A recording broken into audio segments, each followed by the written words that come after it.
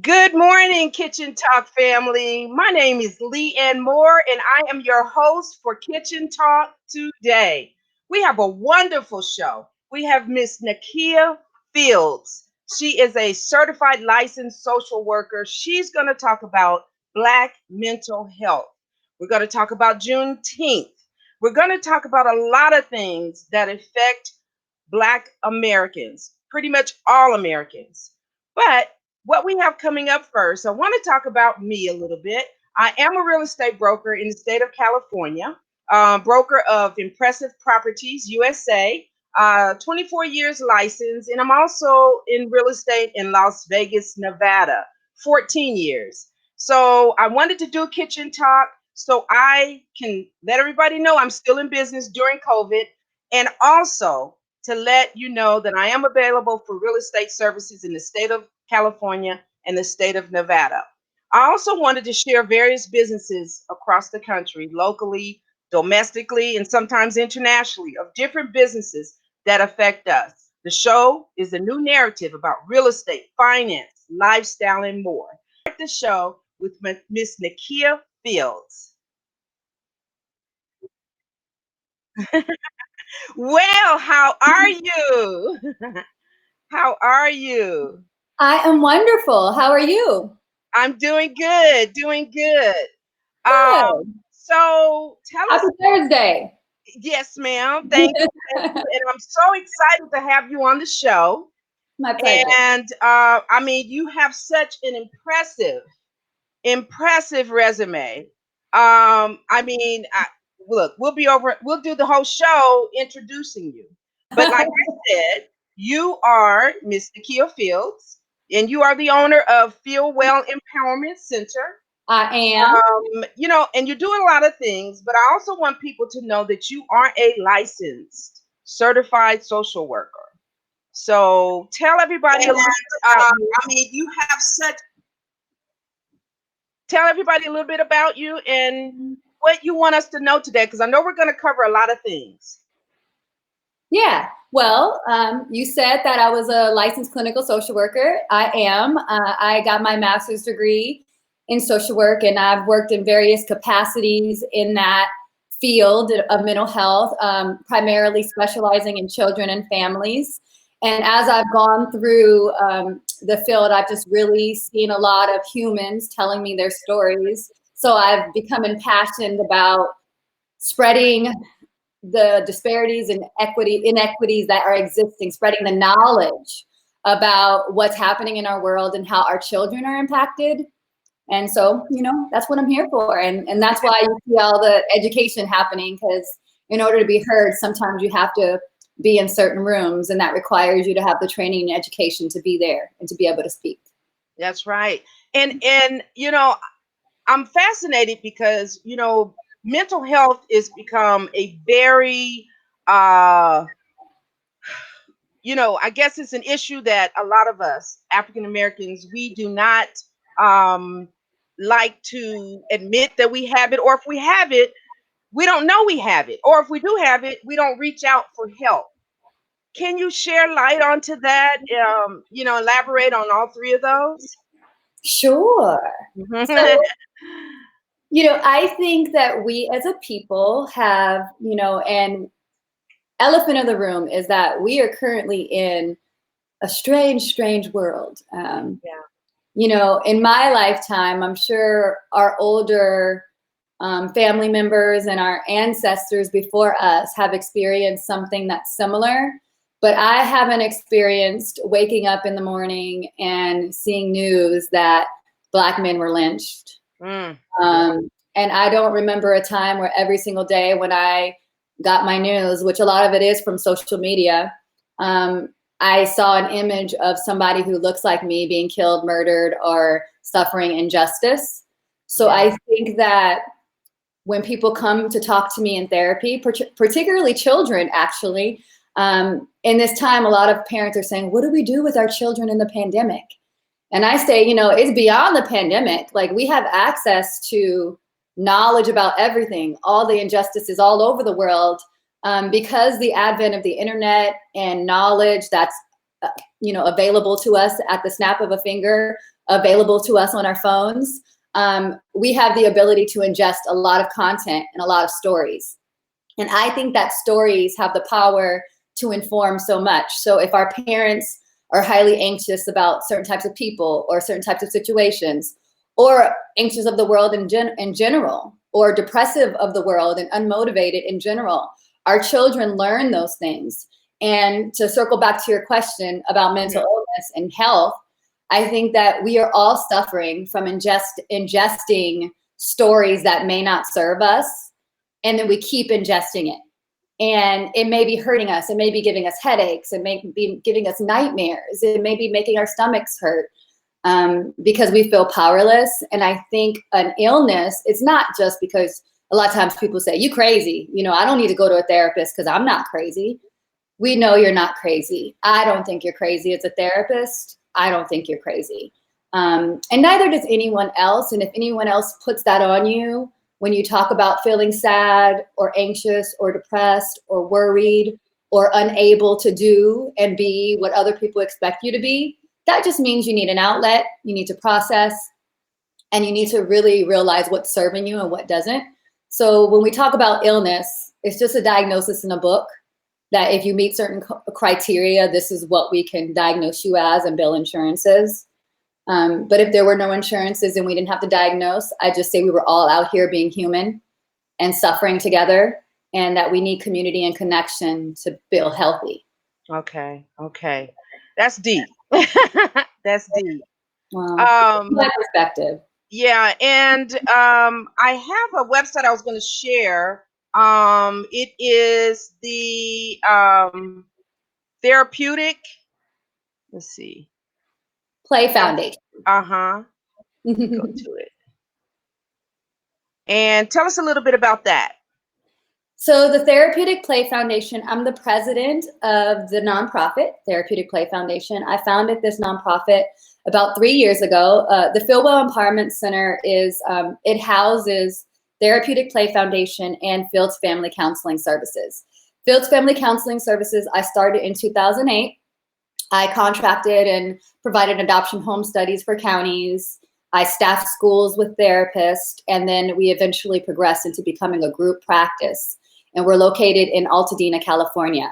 As that business grew, I realized there was a need to provide services for children and families, particularly communities of color who didn't have insurances that were being accepted in the private practice. So we created the nonprofit to capture, it's basically our volunteer services. We have therapists who provide counseling and supports and outreach in the community for free.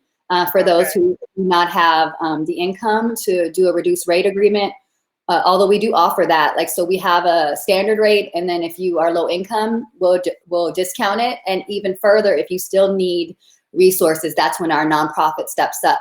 More recently, in the past year, our nonprofit has joined the community action team for San Gabriel Valley for African American infant and maternal mortality, because of the high rates of Black children and mothers who are dying within the first year of birth.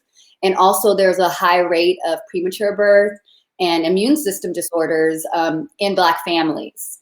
So I think that all of the data that's been coming out has been impacting my practice, because I am working with children and children who are born, early with developmental delays, all this stuff because of toxic stress that exists in their mother's body.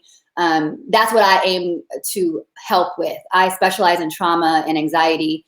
So a lot of my connection with the Department of Public Health and this community action team I described is because I want their support to continue to make waves in making change.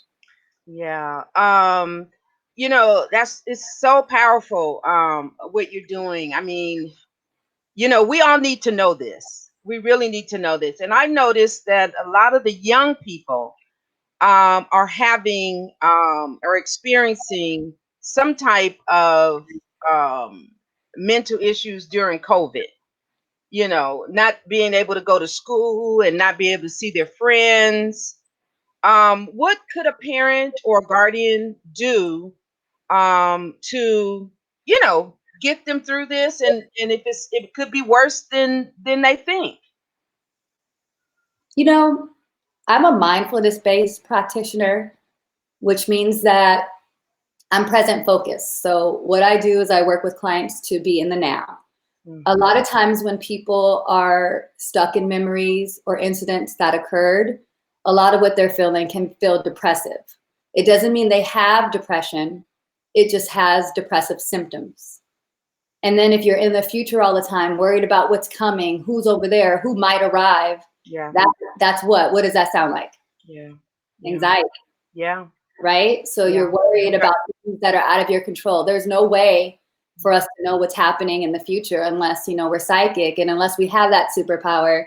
All it does to us is, bring us out of our present moment and into a thought and an idea of what can happen. And if you have enough creative thoughts in your head, you can create all kinds of scary stuff. Yeah, you can. For your future, right? So I think that you're a young person. Their minds really explore. So how could one, if they identify that young, older person, how can they reach out to get help? I mean, can they call you? I mean, which organization can they call to get help during this time? Well, they can call us at the Feel Well, and we'll help them feel well. Okay. So that's thefeelwell.com. Okay. HEFEELWELL.com. And just to finish, my answer to your question about why I went into present focus is that when you go to the website and you submit your intake and all that stuff, we review what's going on with you. And we're present with you. Like, we want to see what's going on with you right now. Although we want to know the history of you and what you're worried about, we want to bring you into the right now. So when we're dealing with children are listening to you and hearing you as the adults in the room. So if you are talking about all the things you're afraid of, they're internalizing that, and that's their new internal story, because they don't have anywhere else to get their story. They're no longer even getting their stories from their peers or their teachers, because originally we get most of our stories as children from what we learn in school, from our interactions with our peers, and from our parents. So right now, the primary information that they're getting is probably from social media, news, and their parents. So I would recommend parents to be very careful about what they talk to their children about, and also to try to be present focused. For example, if it's summertime now and we're in the house together, focus on being together and healing that relationship and nurturing the things that are not working, and continuing to do the things that are working. And try not to discuss, when you go to college, this is what it's going to be like. Because right now it's a whole new reality. We don't know what it's going to be like. We don't know when the quarantine, particularly here in California, and I know other places are in quarantine and there's a pandemic worldwide. So if we don't know when the end is, how can we sit there and make up a story for children? It's just not going to serve us as a family. So try to stay present. Yeah. Wow. That's really good information. Because I guess, as parents, they will discuss a lot of things, and kids are not, even the adults, what we're going through this within 3 months. I mean, like I said, that was one of the reasons I did this show, because I'm used to, I'm out there, I'm talking to people can see me, and I'm sitting here and I'm going, oh my God, I'm stressing, we're locked down because of this virus out there. And so I can imagine how young people are affected by this. Okay, well, everybody, you're on Kitchen Talk with Leanne, and my guest today is Miss Nakia Fields, our licensed clinical social worker, LCSW. You can reach her at the Feel Well Center in Altadena. That's my hometown too. So please, if you have any questions, this is an interactive show, and we want your comments. And let's see who we have out there that has any comments right now. Looks like I have. Let's see. Talk to me. Yeah, we want to hear something. Something from somebody. Dancing, and Yeah. That's all I got. We have this Cynthia Johnson. This is my dear friend in ATL. Hey, Cynthia, thank you for watching Kitchen Talk this morning. Glad you're joining in. If you have any comments, please share them in the comment section. And, this is an interactive show, and we want people to be able to put their comments on the screen. If you have any comments about mental health, specifically Black mental health, this is where you get this information. Nakia, we're going to take a break and have our public service announcement from the Census Bureau. And after that, we'll come back to you. Talk Okay. more. All right. Because when everyone gets counted on the census, it helps inform public funding in our neighborhood for the next 10 years. So don't just talk about it. Be about it. Complete the census online, by phone, or by mail. Shape your future. Start here at 2020 Census. All right. Welcome back to Kitchen Talk, everybody. I have Miss Nakia Fields with the Feel Well Center. She is involved with so many organizations regarding mental health and wellness. Explain that. For me, everybody is an expert on what they're an expert on. But at my center, wellness for me is being in tune with self, being aware and insightful with what your body's doing and feeling, noticing when something, like I keep using the word, doesn't serve you. Right. It's important for us to notice when we're in relationships that do not serve us, when we're in relationship with food, with habits, with sleep that doesn't work, with habits and practices and jobs that make us miserable. I'll tell you that most of the people, if they're adults I'm working with them, what's making them miserable is usually the person they're in a relationship with or the job that they're in a relationship with. So it's really important for us to know that health comes with wellness. So if you don't feel well, if your head is hurting every single day and you're gritting your teeth and you're not getting sleep and you feel unhealthy, like your body is sluggish, to me, that means that you're not feeling well. And that's different from health, because health is something you can measure by going to the doctor or your psychiatrist or your therapist, right? Like, oh, okay, like I mentioned earlier, for a diagnosis, you have to meet certain criteria in the DSM to be identified as somebody with a depression disorder or anxiety disorder or one of the various other ones, right? Right. But when it comes to feeling well, the only person who determines that is you. Okay. Yeah, that's something that now I have clarification about, because you hear that word wellness and then they have it with mental health. So thank you for clarifying that. So well, that's just what I'm sorry, say that again? That's just what I think. Okay. So what do we want to talk about next? I know you were wanting to talk about Black mental health, changing the narrative. Yeah. So let's talk about that. Yeah, so, I am a therapist and I've been doing this for 12 years. But as I continue to work in this field in various capacities, I've worked in schools, child protective services, different agencies. I've staffed schools, staffed agencies. And I think the number one thing that I always got stuck on was the stigma around talking about mental health within many communities, particularly communities of color. And I've been observing the world like through this lens of hoping that everybody can feel well and be happy. And I could see all the things that are, inhibiting that. For example, how can we feel safe and able to heal if we as Black people constantly are exposed to incidents that make us feel at harm and at risk? Even though some of the incidents that we see around us do not involve us directly or even our own family members, we see ourselves when we see people who look like us suffering. And that really stops healing. And I think that when you cannot heal and feel safe, then of course our bodies are impacted. So as I got more and more data, and I'll share some slides in a moment of some of the data and how it impacts pregnant bodies and how Black people are more susceptible to COVID-19 and how we are getting more immune system disorders as we age. So I see this and I really believe that mental health is what starts some of the physical and somatic symptoms that are taking our people out, according to the data. And, when you're anxious, your stomach hurts and you have headaches and you're always hyper alert. We have a nervous system. And when our nervous system is always hypervigilant and alert, it's working really hard. And that's why toxic stress is so harmful to us in our communities.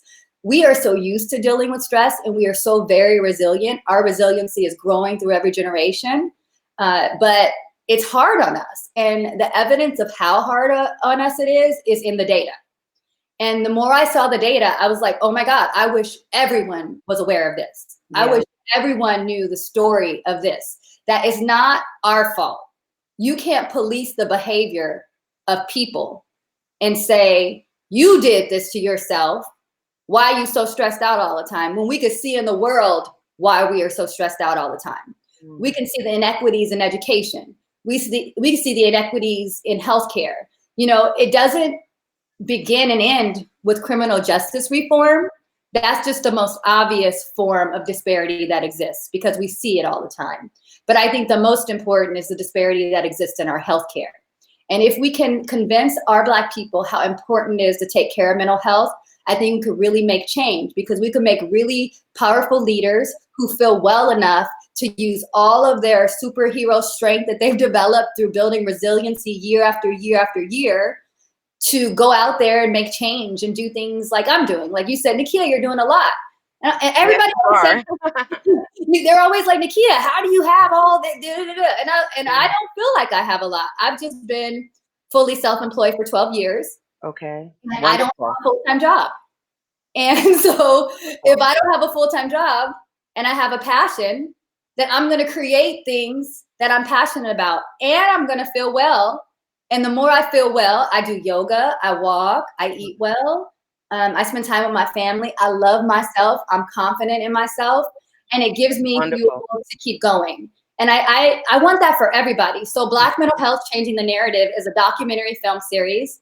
I am so blessed that we were able to partner with that community action team I told you about from San Gabriel Valley. It's supported by Department of Public Health, and they are really passionate about getting this data out. So we have a student film crew. Most of our film crew are Latino students who are attending Cal State LA Alpha Studios, and they are super awesome. We've already started filming, and we are now casting for people in greater Los Angeles area who are Black, African American, consider themselves able to tell a story about what I'm speaking to, and you'll get to be a part of it. I mean, we would really love you to be a part of it. And this documentary, if we create it and make it something that is really worthy for our community, we hope to do tours of universities and colleges, maybe even middle schools, to kind of destigmatize and depathologize the way mental health and mental illness is seen, because they're two different things. Mental illness means that you've already got a diagnosis and you need treatment. Mental health is something that you want. Like, you want mental health. Don't you want to be mentally healthy and feel well? So those are two different things. So that's the goal of the movie, to help destigmatize the fact that you can go and talk to somebody, and maybe this will make more organizations recruit more Black providers, and make more efforts and give more money to fixing this problem. Okay. You know, I believe we do have the video. I'm going to bear with us, viewers. If you're with us today, you are on Kitchen Talk. We thank you so much for joining us and getting all of this good information. We do have a few guests that popped in. We have one guest. Maurice Showers says, hey, Leanne, I'm in. All right. Wonderful. Thank you. Send us your comments, like, share this show. And when it goes on video on YouTube, please subscribe and ring the bell so you'll be notified of our future Kitchen Talk shows. So, hey, baby, this is my son. Yeah. Okay. This is my little boy. Hi. Say hey. We can see you. Hi. Welcome to Kitchen Talk, young man. You have a great mom. Everybody, if you're just joining us, this is Kitchen Talk with Leanne, and we have Nakia Fields. She's a licensed clinical social worker. Great discussion on Black mental health. She has a lot of wonderful information that she's sharing. Please give your comments. If you have your comments, we'll put them on the screen. And we're trying to play a video. She has set up a documentary on Black mental health. Okay. The Therapeutic Play Foundation, a 501c3 nonprofit organization, is dedicated to changing the stigma around Black mental health. The Black Mental Health Changing the Narrative documentary film will be an aid for outreach opportunities in the community. Data shows a disparity in the way services are provided to Black bodies. Even COVID-19 and its impact on the Black community demonstrates this. We want to change the narrative around mental health and norms Not around anymore. You treatment know, for when it Black goes to full screen, Yeah. that's Yeah. it. Leave it there. That's fine. mental health outcomes in Black families, but also addressing the Black community's social determinants of health and much needed systemic change. Black mental health changing the narrative explores why Black people disproportionately suffer poor health and promotes strategies to improve their overall well-being. This visual aid will empower action, community building, and civic engagement to destigmatize mental health and increase positive birth outcomes, leading to healthier families in the Black community. Storytelling can influence individual attitudes and behavior, as well as collective actions that lead to policy or other institutional change. In interviews, we'll capture the diversity of Black American LA residents and how it impacts service provision and census reporting. We'll engage with mental health professionals, consumers, and stakeholders on the complex and transgenerational trauma that impacts the Black community's willingness to access and engage in mental health treatment.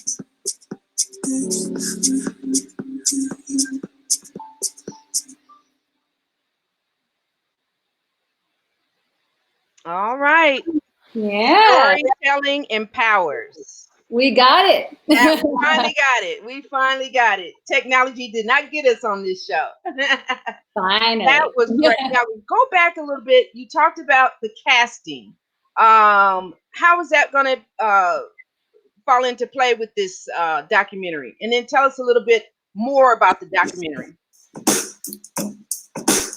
Is that me? No.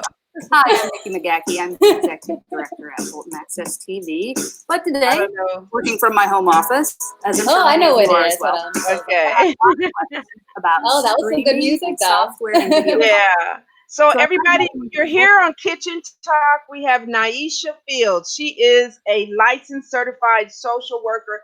Great information on Black mental health. You guys, you need to tune in. We have some great information. I have a few comments out here. We'll get to you after she talks about how to submit your casting video for the documentary. I'm excited to see it. This young lady is intelligent. She's informative. She has all of the information. I have her contact information scrolling on the screen. Even though she is in Altadena, California, she can do phone consultations, right? So, Yeah.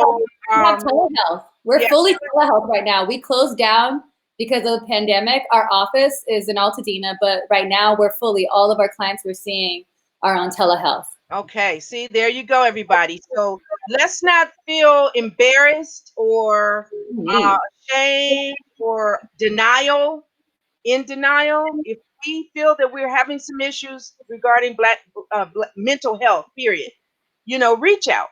Okay, Nakia, tell us about the documentary and how one can submit for casting for the video. Okay, well, we have a website, www.blackmentalhealth.net. You can also access the Black Mental Health website by going to our therapeuticplayfoundation.org website. And there's a link there that says submit here if you want to be cast in the movie. It's very easy. It takes about 15 minutes. And what you do is you would answer 5 out of the 10 questions we put on the website, show yourself, video yourself answering those questions, and that's how you audition. And really, most likely if you audition, you'll get an opportunity to be in the movie. But if you don't want to actually come in for an in-person live segment, you can record your own self taping yourself answering the questions and submit it to us. Fairly easy. It's a Google form, www.blackmentalhealth.net. And we look forward to the submissions. We've already had quite a few. And I think we are going to have so much content that we're making a series. So the first part of the series is really just telling our story of now, like what's happening in the world now, the protest, the disparities in healthcare, all the good things. And she has right now the website up. So if you go to the About page, you'll be able to see on the bottom where to submit. If anybody wants to submit anything to the blog, any data, any information, it's a nonprofit that's running this, a public charity that wants to empower communities through education, art, play, and mindfulness, that present focus I talked about. Do you want to be involved? Do you want to volunteer, be on the production team? We welcome you. We especially welcome the youth. Come and learn about health. We're actually, Department of Public Health is having a youth education training that's for 8 weeks. And I don't know if they're still accepting applicants, but maybe next time I can help you get involved in that if you want to learn more about healthcare. You can also donate. We are looking for help to make this the most quality production that we can. Everything right now is fully volunteer, even our film crew. They're volunteering their cameras, their lighting. We're just so blessed, the people who are on the team. And I'm really excited for what's going to come. I can't wait to see the final product, but we need the voices of our Black people, of our Black mothers, our fathers, grandparents, children. There's no age limit on who can tell their stories. In fact, we have specific questions for children because, you know, I am a registered play therapist. I specialize in children and families. So I want the whole gamut of the lifespan of the stories that we want to hear. So join us, join the movement, make change the narrative. Come to us. So we also have, you sent us a flyer regarding the July save the date for the African infant maternal mortality. I can't talk. You can tell mortality. Yeah, I sent you 2 flyers, so hopefully you can find the other one. So the first flyer is Juneteenth. This Friday is June 19th, 2020. And I think, you know, Juneteenth is new to some of us and some of us know our history.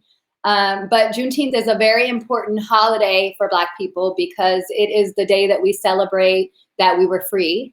Lincoln signed the Emancipation Proclamation in January, but it took about 30 months from him signing and freeing slaves for it actually to be put into action and let us be free.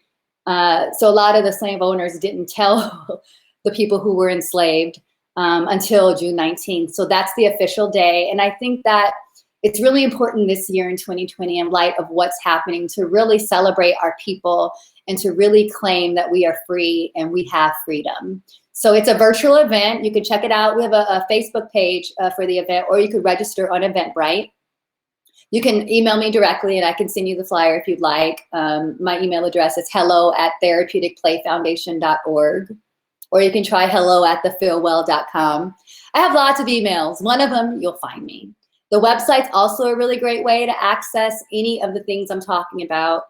And like I said, we're looking for people who want to be power players in this change making. We have to be change agents in order to get what we want from this world.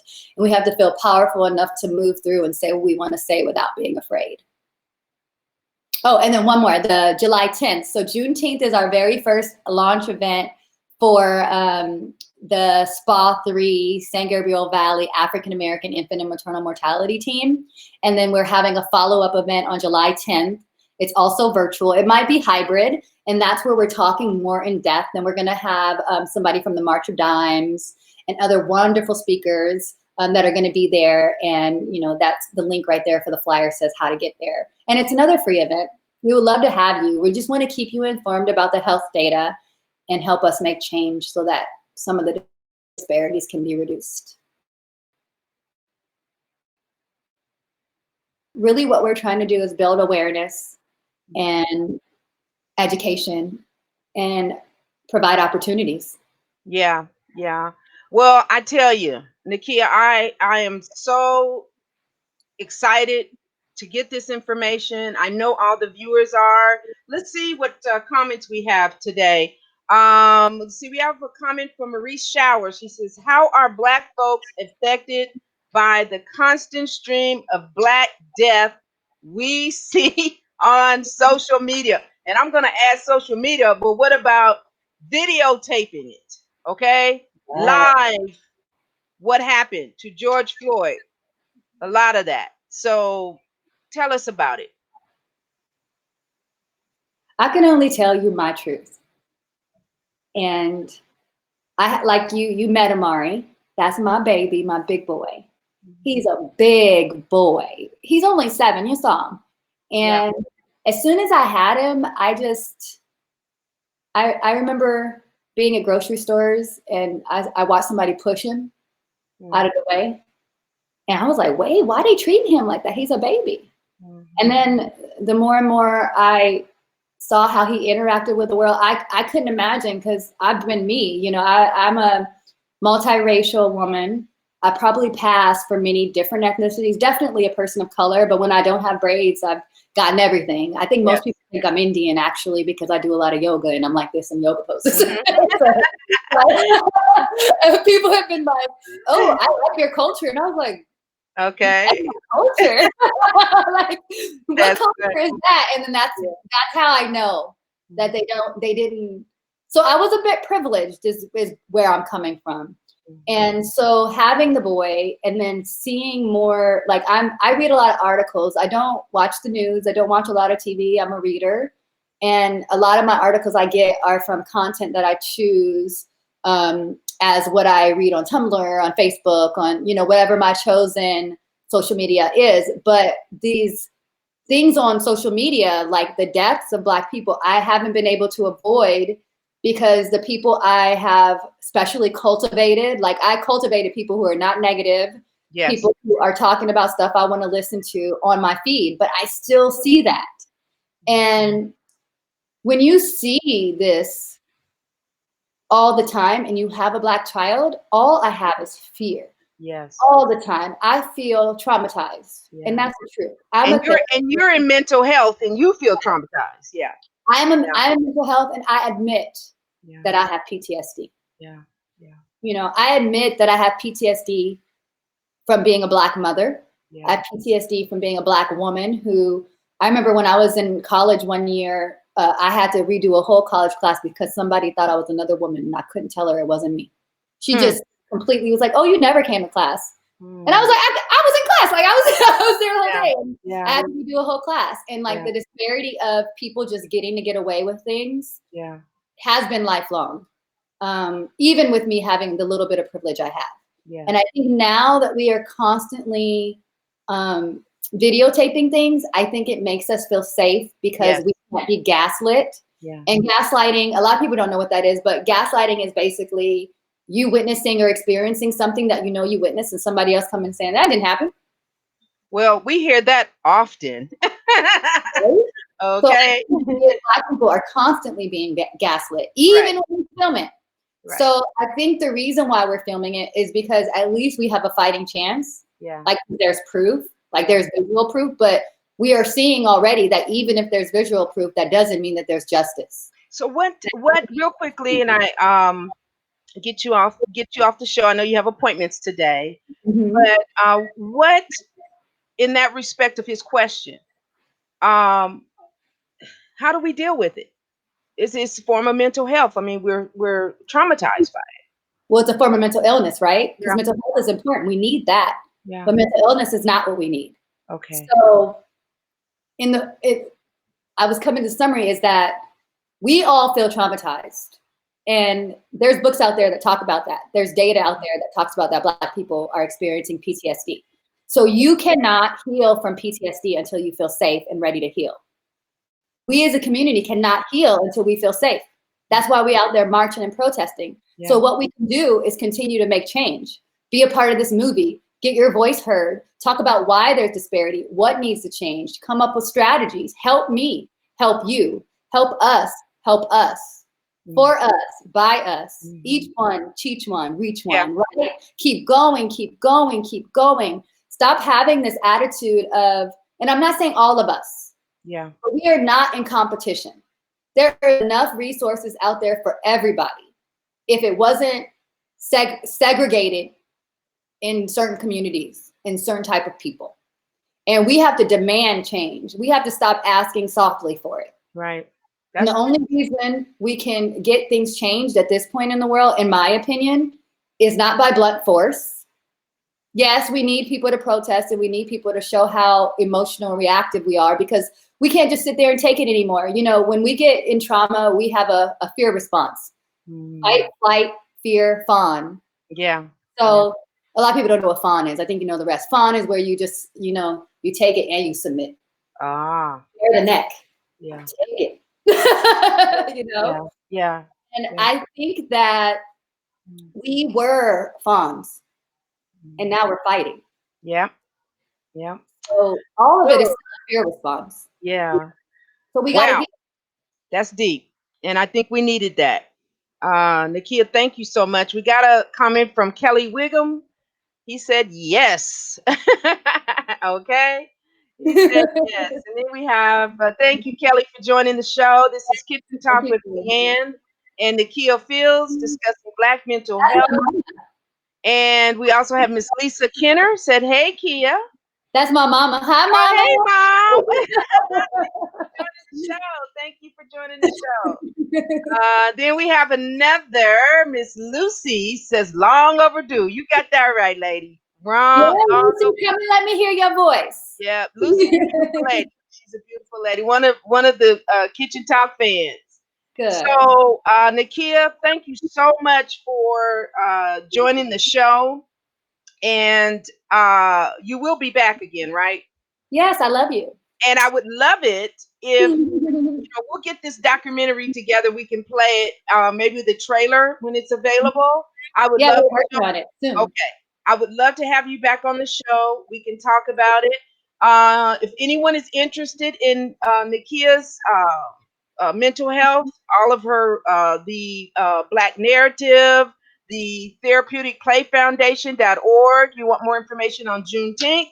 You all, that's coming up this weekend, Friday. Yeah, tomorrow at 5 o'clock. Friday. Hit me up. Check out the Therapeutic Play Foundation Facebook page. It's going to be live on Facebook. Okay. Therapeutic Play Foundation live, 5 o'clock. Yeah, and we have a comment from Sabrina. Says, good morning. Sorry I missed this morning. Catch you next week. Well, we will be on YouTube. So all of this will be replayed on YouTube. So please go there, like, share, and subscribe. Ring the bell. We will be back here next week. But I have coming up, Nakia, thank you so much. And God bless you. And you're doing a wonderful job for all people. And we talk about Black mental health, but it is for everybody. Okay, it's for everybody. But this is something that we need to talk about this week. And we're the ones on fire. I'm sorry. We're the ones on fire. That's right. We and this fight, we got to get some mental health so we can continue to fight. Okay. To fight the mental illness, right? That's right. Thank you. And thank you for being on the show, and we will have you come back again, okay? Okay, my pleasure. All right, thank you. Bye-bye. Give my best to your son again. Bye-bye. I will. All right. All right, everybody. So welcome back to Kitchen Talk. And wow, that was a powerful segment on the Black mental health. I have coming up Miss Diana Dykes, my friend, my mortgage specialist. She's going to come on and she's going to give you an update on the mortgage market / real estate market. So we're going to get her on so we can talk. Hey, Miss D, how are you? Yeah. That was powerful. And she was so positive. You know, I love to see positive people. That was beautiful, Nakia. She was so positive, and that's what I ask people to be during this process. Okay. Yes. Here's the updates. The market is still strong, very strong. Leanne, you're a realtor. Call her. She's great. She finds the diamond in the rough. She's a great real estate agent. I'm one of her preferred lenders. My team and I worked very, very hard to put it together. The real estate market is not going down, it's going up. This is not a real estate crash, this is a pandemic. So the real estate market is still very, very strong, very strong. This is a time to buy because people are more receptive of giving closing costs. It's very, very hard and difficult. The other thing in our business, and I've been doing this over 20 years, is that people don't understand paperwork. What it is happening is the paperwork is more crucial. The demands on programs are more crucial. If we ask for your kidney, we need it. Just kidding. If we ask for paperwork, okay, a lot of people will give it to us and they say that they're getting $300 a month, but it's not continuous for 3 years. We can't use it. Other big banks, when I say I've been doing this, because when I get that pre-qual letter to Leanne or one of our real estate agents, maybe on Leanne's team, It is an actual pre-qual letter to shop. A lot of times they'll take your pulse in these big banks and they'll just go by your word and they won't validate documentation. We have to validate documentation. Do not get upset at the process. It's 222. We need 2 pay stubs, 2 2 months bank statements. We need your ID, your driver's license, and your social security or passport. We need 2 years tax returns, business tax returns, 2 years, and we need 2 years W-2s. We need validation source of funds. Usually on down payment assistance programs, we need a 640 FICO score. If you're using your own money, we can go as low as a 580 FICO score. On VA, we're going as low as 600. VA, we have great programs in California. We do all the Western states. We have great programs in California. I'm located in Las Vegas. I have great programs high end. I'm working with some of the NFL players. I'm working with doctors, lawyers, all the way down to first-time home buyers that are shy and don't know how to get in. People are coming to my class. I'm an FHA certified counselor. I teach a HUD class the second Saturday of every month. You get that certificate for Nevada, and you could get down payment assistance programs. What's going on in the market? Housing is going up. It's not going down. Our appraisals are coming in at value. What's going on in the market? It's a great time to buy. It's a great time to buy Airbnb. My investors out there, it's a wonderful time to buy Airbnb, especially in Nevada. Leanne could hook you up and show you properties. What's going on in the market? Get all your paperwork. Be honest. Don't get frustrated at me, the messenger, the process. My team and I process the paperwork. We have to get all that documentation. A gentleman was in here this morning, an hour and a half. He's a lieutenant in armed forces behind the scenes of our officers. Are people scared right now? No, not really. I mean, we want to protest. We don't riot. I corrected somebody, okay, I'm from Atlanta, and we protested my family march with Martin Luther King, but we're for all people, okay? We are for all people. This is what's bringing us together. When you sit down, I look at all your I get your financial profile ready. I have all the programs. I can broker out. My team and I can broker out. We have all the programs for you. So again, I work with first-time home buyers. I work with doctors, lawyers. I work with investors, ex-NFL, current NFL, current NBA, WNBA. Call us, okay? You get pre-qualified and Leanne will go out and do the shopping, but I have to give her accurate information. Okay, a lot of times people don't want to come in, Leanne, and they get upset at the process. It is buying a house. Would you lend money with just pieces of paper, not accurate validation? So we're here for you, and we have all the programs, but the market is strong.